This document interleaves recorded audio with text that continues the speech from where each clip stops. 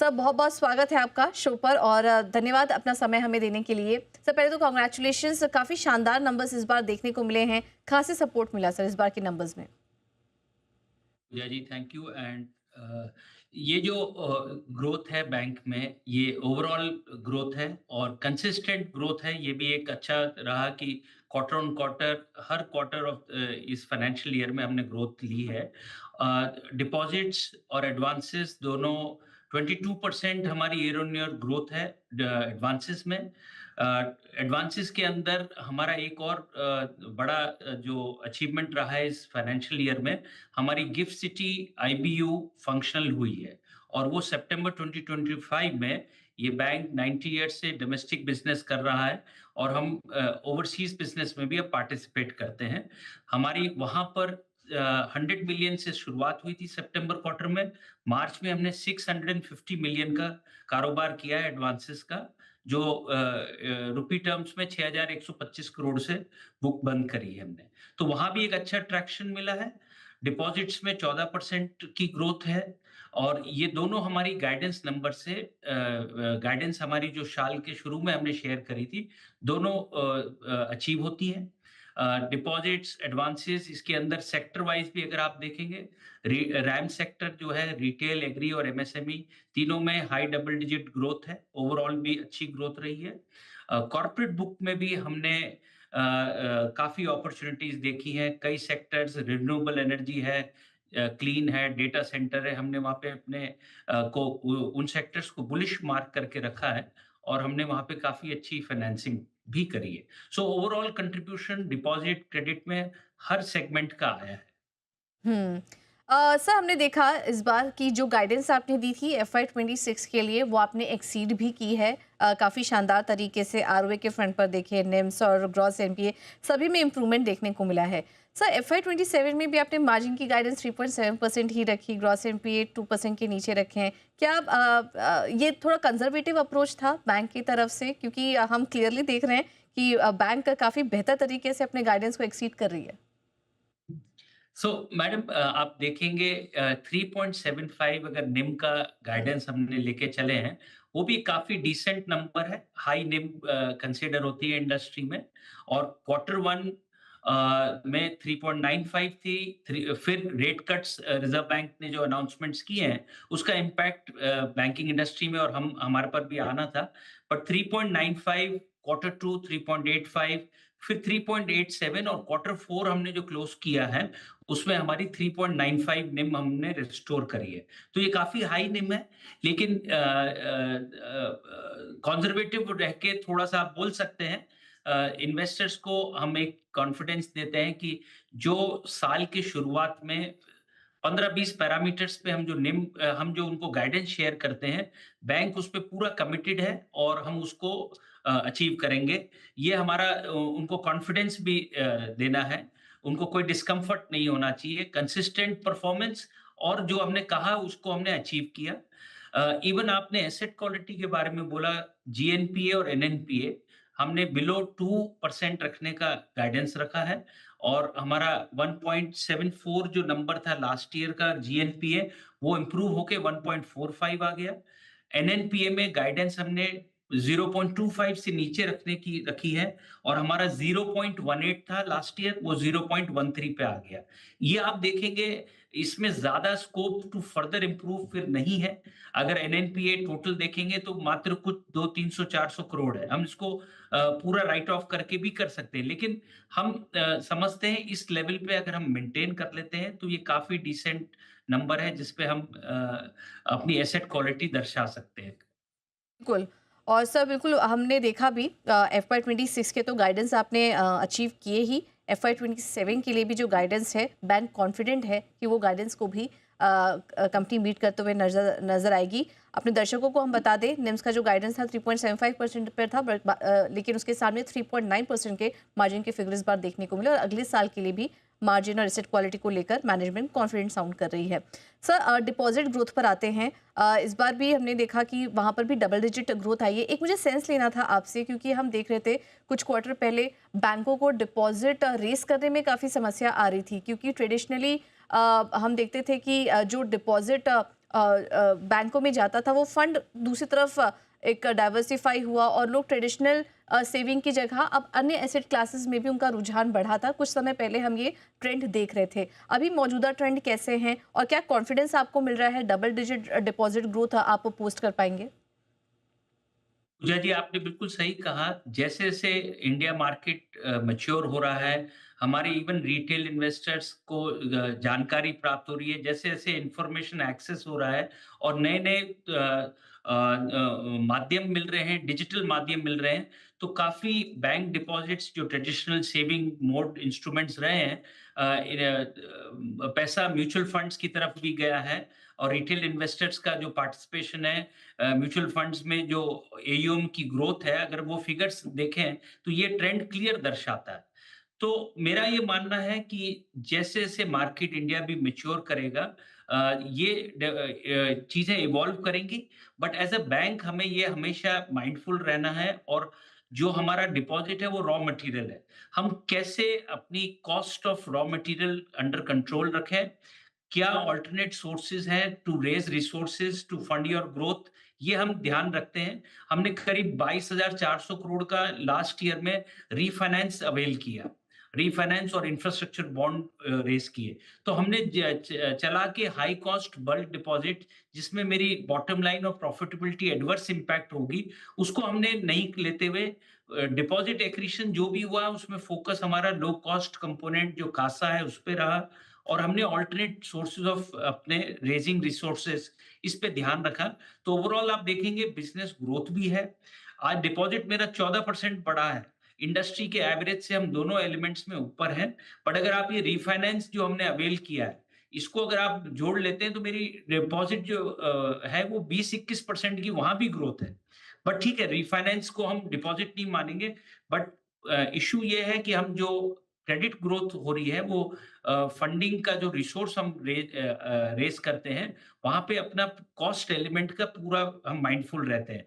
तो हमने bulk deposit को डिस्करेज करते हुए कई जगह बल्क डिपॉज़िट हाई कॉस्ट था, उसको रिन्यू भी नहीं किया है। सो दैट ओवरऑल बिज़नेस में प्रॉफिटेबिलिटी भी मेंटेन रहे। जिस टाइप की निम आपने अभी मेंशन करी है, वो हम निम क्वार्टर ऑन क्वार्टर दे पाएँ। Okay. Sir, segment wise performance कैसा रहा है इस बार? क्या growth across the space I है या फिर कोई पर्टिकुलर सेगमेंट था जिसमें कि परफॉर्मेंस ज़्यादा अच्छी रही?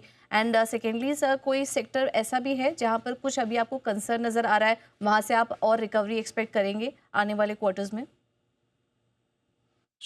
जैसे मैंने शुरुआत में कहा था हम्म। पूजा जी, हमारा ओवरऑल हर एलिमेंट में ग्रोथ हमें दिखी है। बहुत अपॉर्चुनिटीज हैं। रिटेल, एग्री और एमएसएमई, अगर क्रेडिट साइड देखें, रिटेल में ऑलमोस्ट 32% ईयर ऑन ईयर की ग्रोथ है।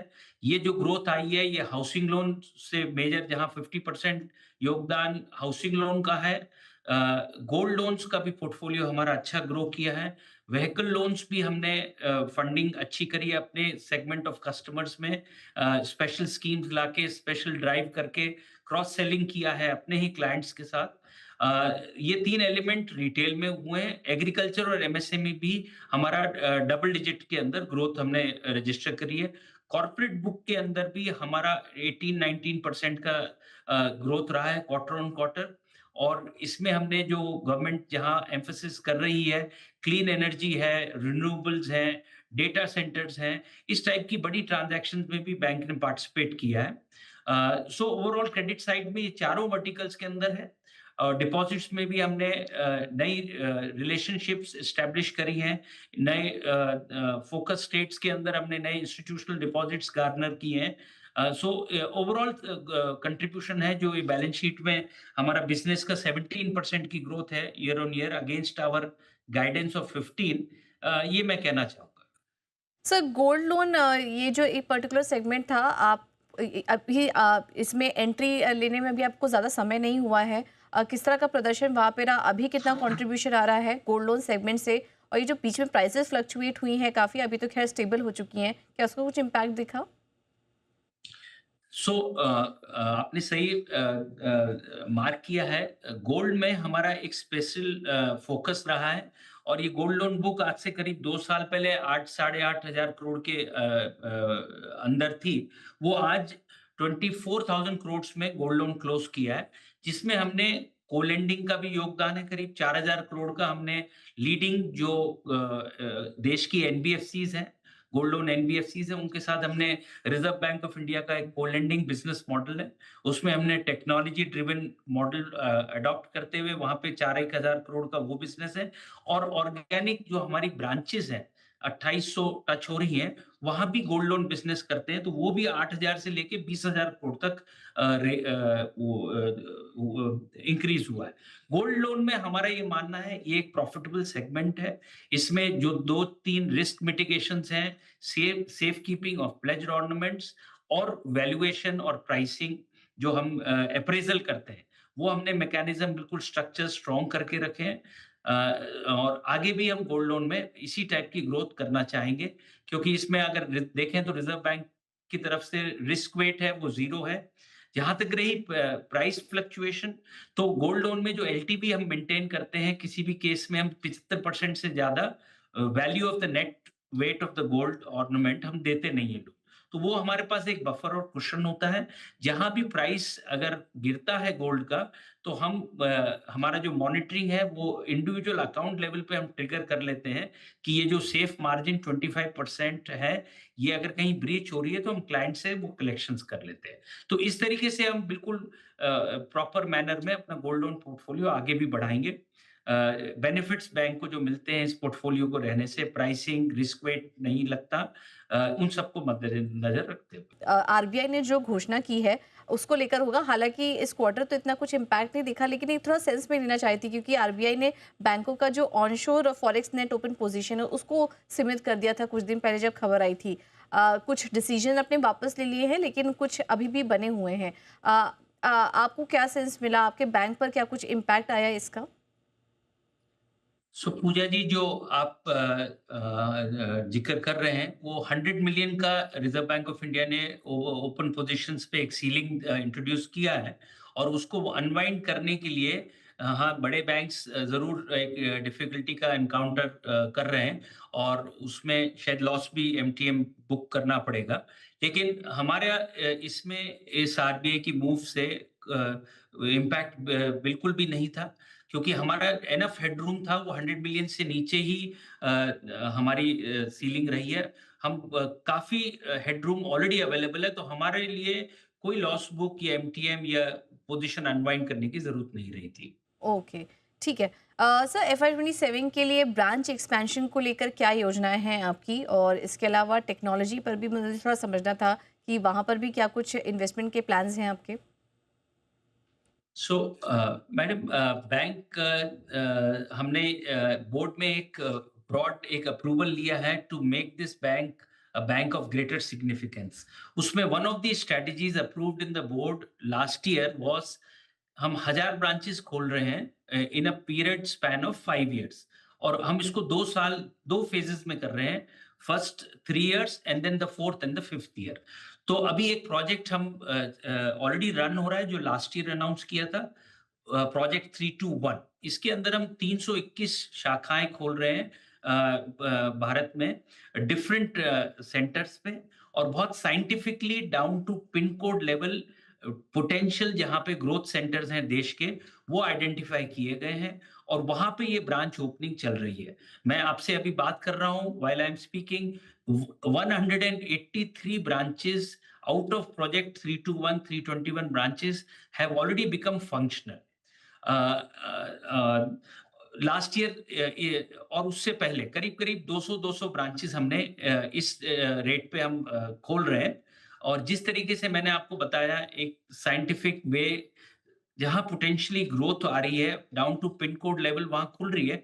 ये भी जो हमारा मैसिव एक्सपेंशन ड्राइव है अपनी प्रेजेंस को लेके, ये भी इस टाइप की हाई डबल डिजिट ग्रोथ को सस्टेन करेगा आने वाले 3 से 5 साल में। बिल्कुल।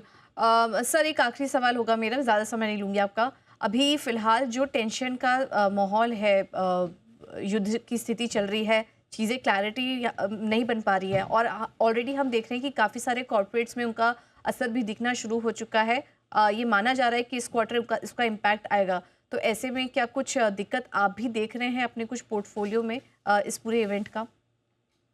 पूजा जी, इस क्वेश्चन को आंसर करूं से पहले आपका एक और टेक्नोलॉजी रिलेटेड था, मैं क्विकली बोलूंगा, जी। उस पे रह गया था मेरा रिस्पांस। तो टेक्नोलॉजी डेफिनेटली आज की तारीख में किसी भी एक बैंकिंग एंटिटी के लिए ये it is a not matter of choice जैसा हम सोचते हैं। It is become the requirement, basic requirement, एक हाइजीन फैक्टर बना हुआ है। तो हमारा जो मोबाइल बैंकिंग एप्लीकेशन है उस पे हमने जिस तरीके से हम देखें, आज की generation they all are transacting on mobile, they don't visit branches. आज की खासकर जो पीढ़ी है, युवा पीढ़ी है, और सारा उनका काम मोबाइल एप्लीकेशन के थ्रू होता है। तो हमने अपना जो एग्जिस्टिंग ऐप था उसको अपग्रेड ना करते हुए what we decided last year to introduce a total new application. So हमने जो ज़ेन लाइफ ऐप अभी डाला है, मैं जस्ट आपको आउटकम उसका बताता हूँ। उसका जो डेवलपमेंट हुआ था उसमें थीम हमारी ये थी कि कस्टमर एक्सपीरियंस और ease of doing transaction with minimum number of clicks, ये हमारी थीम में वो डेवलप किया, और customers have received this initiative from the bank in the IT very well. मेरे जो पुराने वर्जन ऐप में पीक जो रजिस्ट्रेशन एक्टिव रजिस्टर्ड यूजर्स थे 2.25 लाख थे। आज 7 महीने हुए हैं इस ऐप को हमने फंक्शनल किए, वो 2.25 lakhs registered users have become 11.70 lakhs registered users।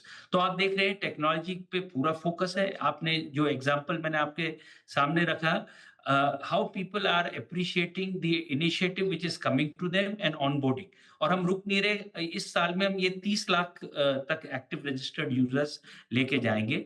रही बात आपका लास्ट सवाल जो है, ये वेस्ट एशिया क्राइसिस को लेके, यस, मेरा मानना है जिस तरीके से डेवलपमेंट्स हैं और जो इम्पैक्ट आ रहा है, क्रूड की प्राइस, ब्रेंट क्रूड 115 डॉलर से ज्यादा पर बैरल अगर शूट करता है या 100 से ऊपर भी रहता है, तो डेफिनेटली ये कॉज ऑफ कंसर्न है, बिकॉज हम इंपोर्ट करते हैं और कई चीज सेक्टर्स में इसका इम्पैक्ट आएगा। हालाँकि हम इसमें बहुत माइंडफुल हैं और प्रॉपर्ली इसको देख रहे हैं।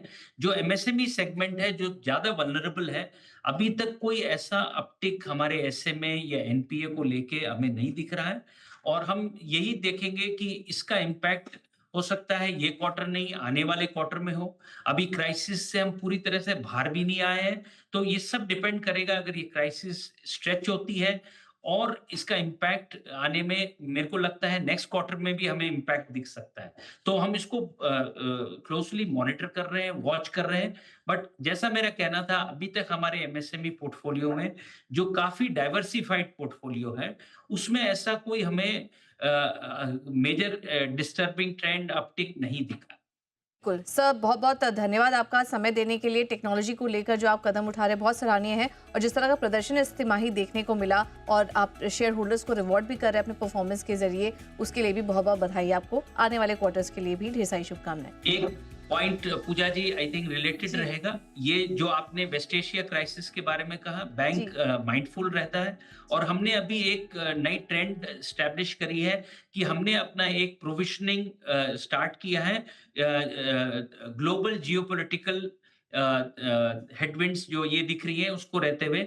इस क्वार्टर की तिमाही बैलेंस शीट में हमने 200 करोड़ का एक प्रावधान प्रोविजन वॉलंटरली क्रिएट किया है, और आगे चलते ये हमारी इस टाइप की जो जियोपॉलिटिकल डिस्टर्बेंसेस आती हैं उसमें बैंक की बैलेंस शीट को कुशन रखेगा। ये मैं आपको थोड़ा अपनी तरफ से और एडिशनली बताना चाहता हूँ। Thank you for the thank you sir, thank you so much. और ये जो आपने इंफॉर्मेशन दी उसके लिए भी बहुत बहुत धन्यवाद आपका, समय देने के लिए आज हमारे चैनल पर।